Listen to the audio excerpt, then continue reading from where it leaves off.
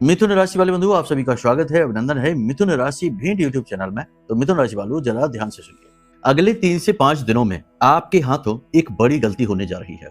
जी हाँ बंधुओं, गलतियां कई बार ऐसी होती हैं जिन्हें गलती कहना असल में उसे छोटा दिखाना है, क्योंकि वो गलतियों से कहीं बढ़कर होती है।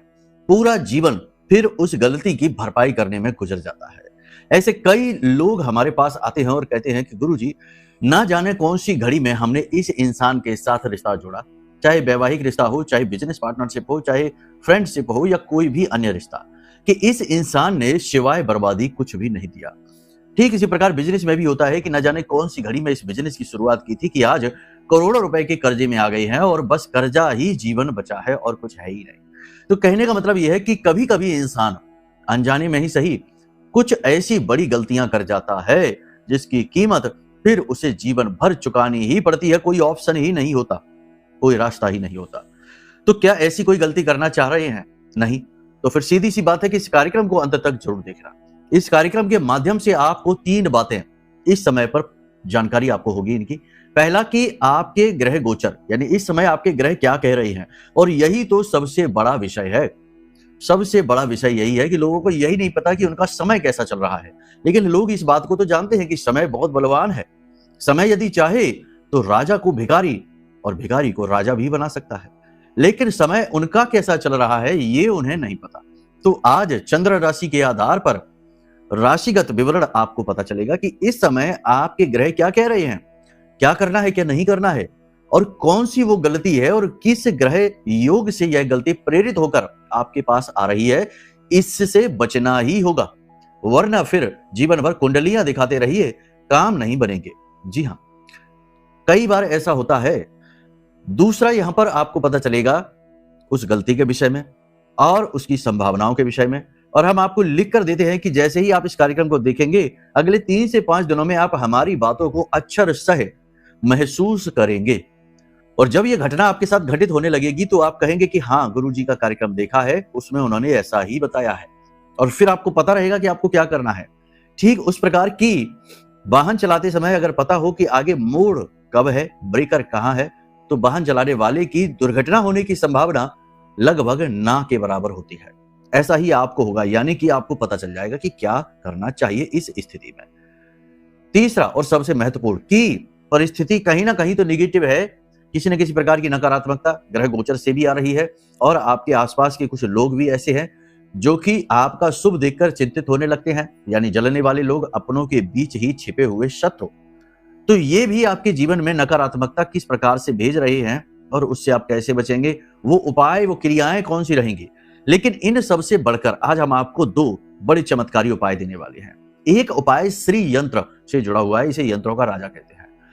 श्री यंत्र लगभग सभी के घर में होता ही है। जिनके घर ना हो तो कोई बात नहीं है, आप हमसे संपर्क करिए, हम आपको जागृत अभिमंत्रित श्री यंत्र दे देंगे। लेकिन इस श्री यंत्र की ऊर्जा को कैसे हम अपने लिए प्रयोग कर पाए, लाकर रख लेने से यदि काम बन जाता तो जिस दुकान पर श्री यंत्र बिक रहे हैं वह दुकान वाला तो अरब खरबपति होना चाहिए था, लक्ष्मी पुत्र होना चाहिए था। लेकिन हो सकता है कि उसका बिजनेस बंद होने के कगार पर हो, जबकि वह श्री यंत्र ही बेच रहा है। उसकी दुकान में सैकड़ों श्री यंत्र रखे हैं। तो केवल रख लेने से बात नहीं बनती है, इसकी ऊर्जा का वर्धन करना पड़ता है, इसकी भी प्रोटेक्शन करनी पड़ती है, इसे भी सुरक्षित रखना पड़ता है। जी हाँ, कहीं कोई दूषित ऊर्जा इसे प्रभावित ना करे। तो ये सारी चीजें आज इस कार्यक्रम में हम आपको समझाएंगे। ज्ञानवर्धक कार्यक्रम होने जा रहा है। इसी के साथ साथ किसी का बिछड़ा हुआ प्रेम, क्योंकि बहुत सारी कुंडलियां ऐसी आती हैं, विवाह होने के बाद जीवन साथी की रुचि ही समाप्त हो गई आप में और वह कहीं और ही किसी के साथ संपर्क में है, या फिर प्रेम जब शुरू में चला तो बहुत अच्छा चला, लेकिन अब प्रेम रस ही समाप्त हो गया। तो प्रेम के प्रति कैसे आपका भाव और आपके पार्टनर का भाव आप में बढ़ेगा, इसके लिए एक उपाय है, बहुत ही अच्छा उपाय है। इसे करके देखना, कितनी ही बुरी स्थिति क्यों ना हो, तलाक तक की नौबत क्यों ना आ गई हो, भगवान की कृपा से, महामाई की कृपा से वह भी पलट जाएगी और आपका पार्टनर आपके पास आएगा और आपसे अपनी गलतियों के लिए क्षमा मांगेगा। जी हाँ, इतनी शक्ति है इस उपाय में, तो इसे भी जान लेना। कहने का मतलब यह है कि आज के इस कार्यक्रम में आपको पूरी तरीके से बिल्कुल वैसे ही चीजें समझाई जाएंगी जैसे कि छोटे बालक को उसके पिता और एक छोटे शिष्य को उसके गुरु समझाते हैं। कार्यक्रम बड़ा महत्वपूर्ण है, इसे अंत तक जरूर देखना। हम आपको विश्वास दिलाते हैं कि इस कार्यक्रम को देखकर आपकी जीवन सफल होगा, आपका सारा का सारा कष्ट मिटेगा और हमारी मेहनत सफल होगी। चलिए अब अपने कार्यक्रम को शुरू करते हैं। महामाई के दर्शन करिए, पूरे भाव और भक्ति के साथ कमेंट बॉक्स में लिखिए जय मां भद्रकाली कृपा करो। साथ ही साथ ये भी लिखना कि हे महामाई, हम आपके बालक हैं, हमारे ऊपर अपनी दृष्टि बनाए रखना, हमारा कल्याण करना। चलिए अब अपने मूल विषय को शुरू करें, लेकिन उससे पहले आपको हम बता दें कि अष्टलक्ष्मी यंत्र, जो कि माता लक्ष्मी का शुद्ध स्वरूप है, और मां लक्ष्मी कौन है? जीवन की सारी खुशियां, बरकत और मान सम्मान और सुख समृद्धि की कारक देवी आप जानते ही हैं। तो श्री यंत्र यदि आप अपने लिए चाहते हैं तो जागृत, अभिमंत्रित और पूर्ण रूप से सक्रिय यंत्र आपके लिए तैयार रखा है। आप चाहें तो मंगवा सकते हैं, वीडियो में नंबर है। चलिए अब अपने मूल विषय को शुरू करते हैं। बात करते हैं भविष्यवाणियों की। जय माई की। बंधुओं, ज्योतिष और तंत्र विद्या के क्षेत्र में आचार्य अमित एक जाना माना नाम है।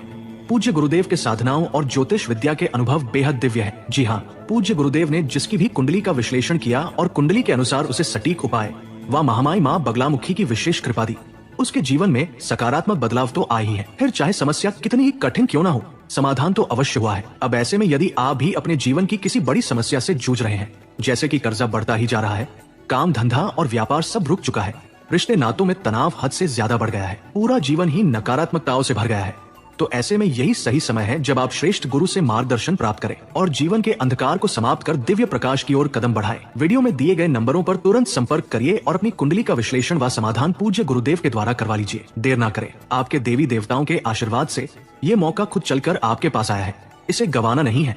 अभी फोन करें और गुरुदेव से मार्गदर्शन प्राप्त करें। महामाई आपका कल्याण करें। धन्यवाद।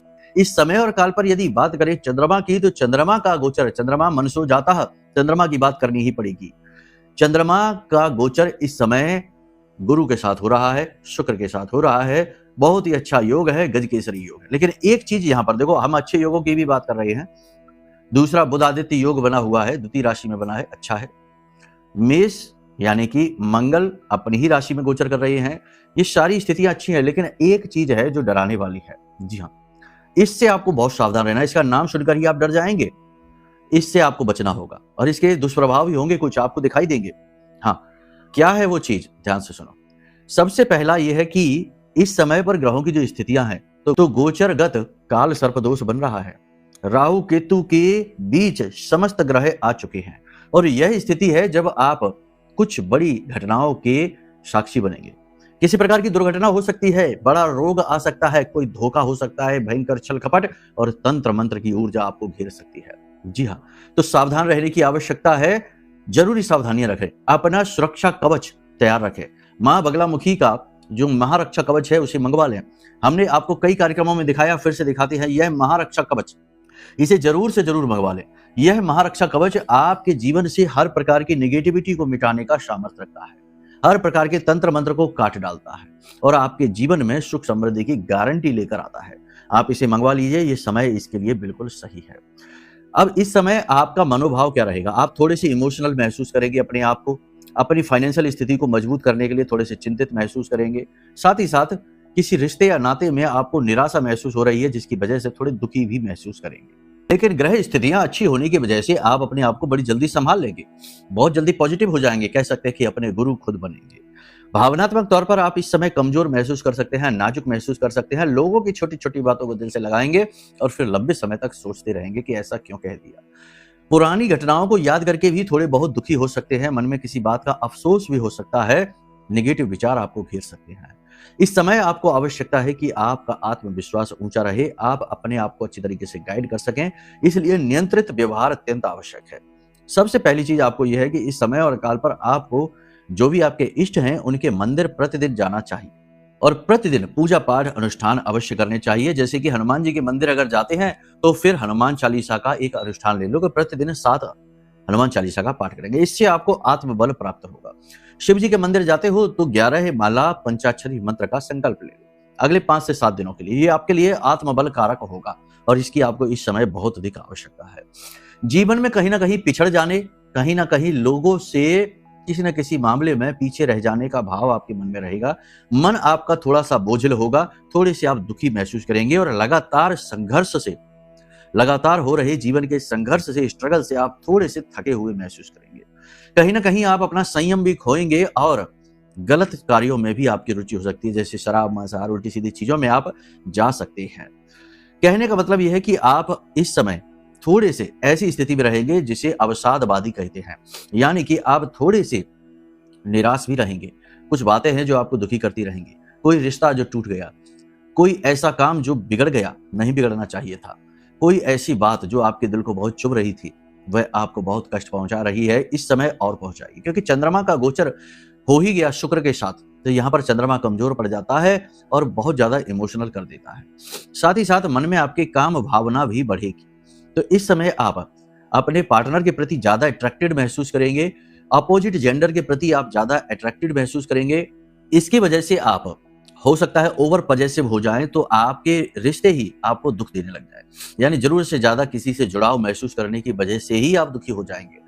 अनैतिक प्रेम संबंधों में भी आप पड़ सकते हैं और गलत कार्यों में भी आप जा सकते हैं। ये तो चीजें आपको हमने बता दी, लेकिन कुछ अच्छी चीजें भी हैं इस समय पर।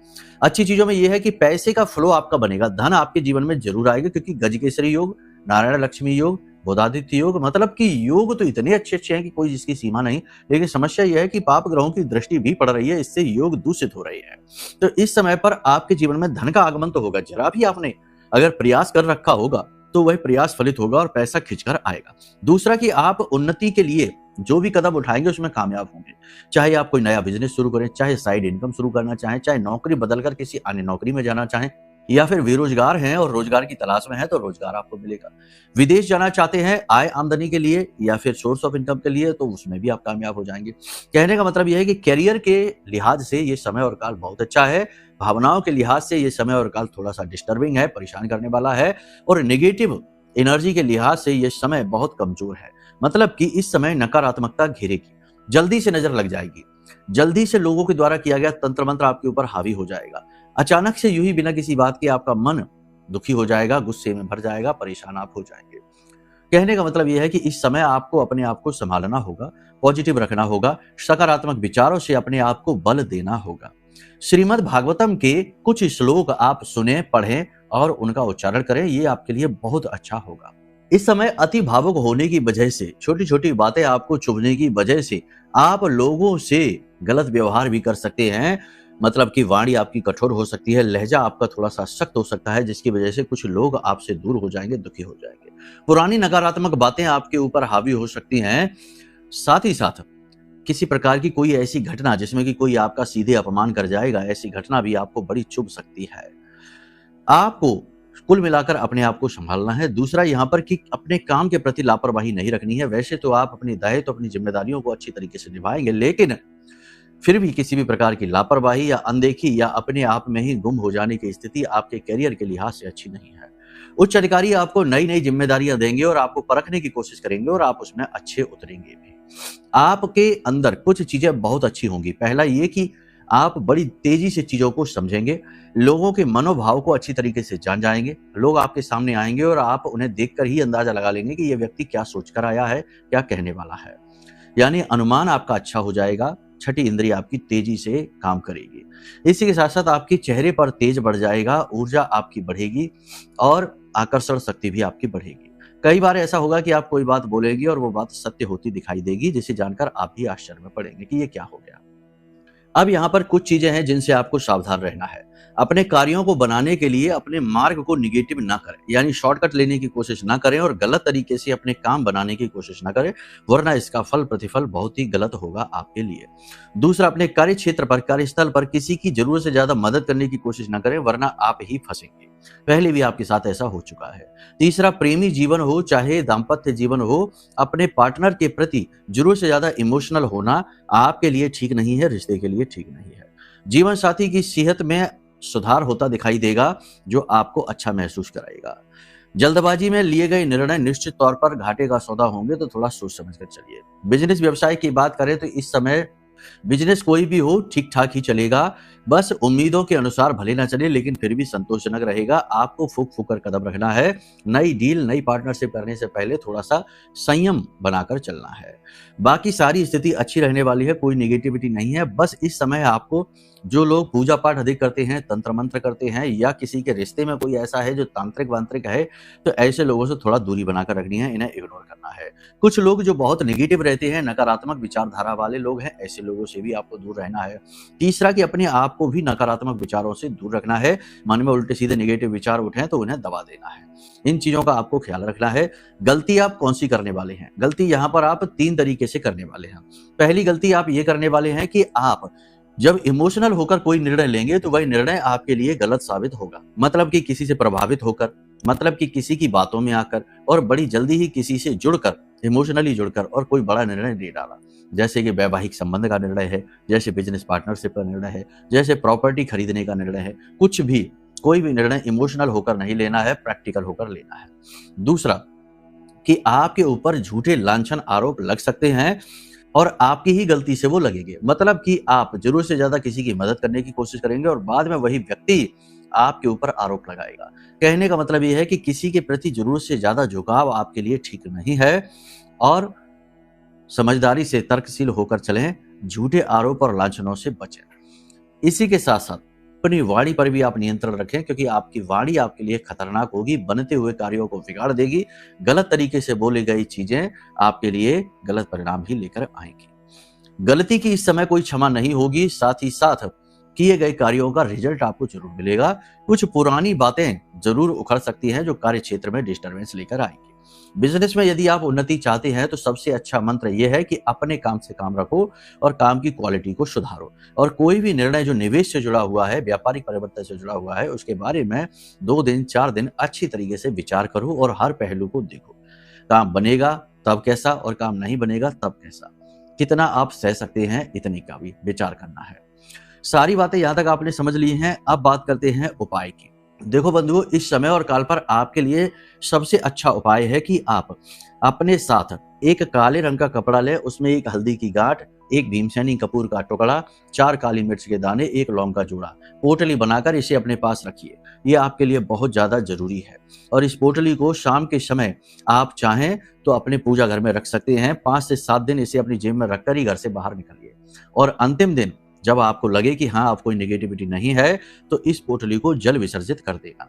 ठीक है, एक तो ये उपाय है, इसे आपको इस समय और काल पर जरूर करना है। दूसरा कि श्री यंत्र। देखो, जीवन में सुख, समृद्धि, बरकत, धन की निपुणता तभी आती है जब माता लक्ष्मी की कृपा हो, उनका आशीर्वाद हो। तो आपके घर में यदि कोई श्री यंत्र है तो बहुत अच्छी बात है। उसको आपको शुद्ध और ऊर्जावान कैसे बनाना है, ध्यान से सुनिए। नहीं है तो कोई बात नहीं है, आप ले सकते हैं हमारे यहाँ से, ताकि यह विशेष श्री यंत्र है जो हमने जागृत और अभिमंत्रित कर रखा है। कमलगट्टे की माला से और हल्दी की माला से इसको सुरक्षित कर रखा है। इसकी ऊर्जा को शुद्ध बनाए रखने के लिए इसे बंद करके रखना है, खोलना नहीं है। इस प्रकार से श्री यंत्र को रखना है।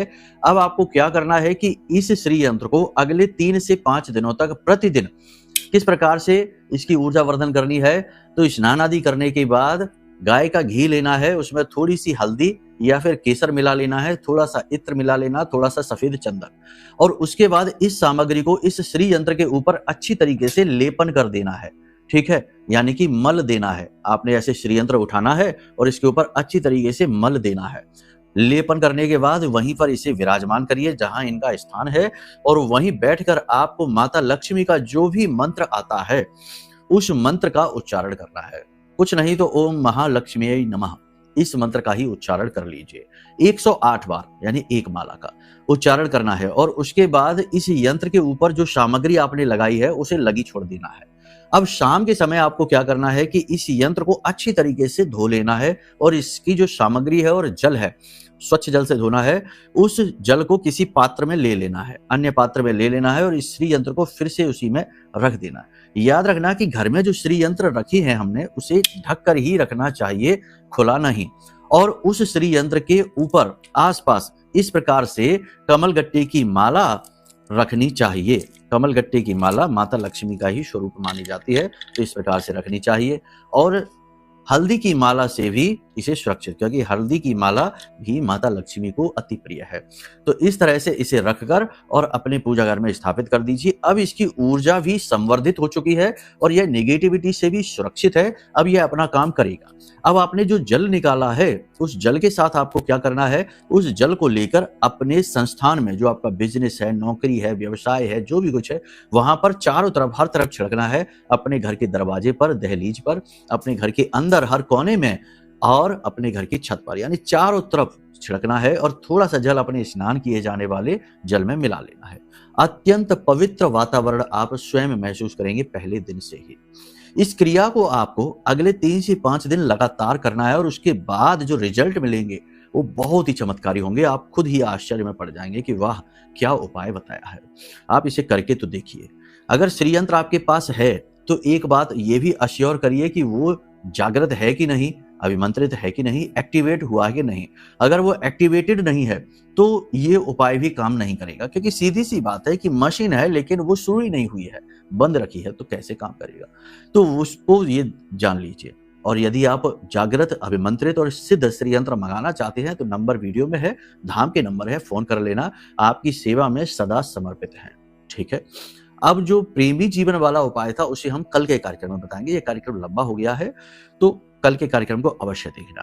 प्रेमियों को प्रेम सुख 101% मिलेगा।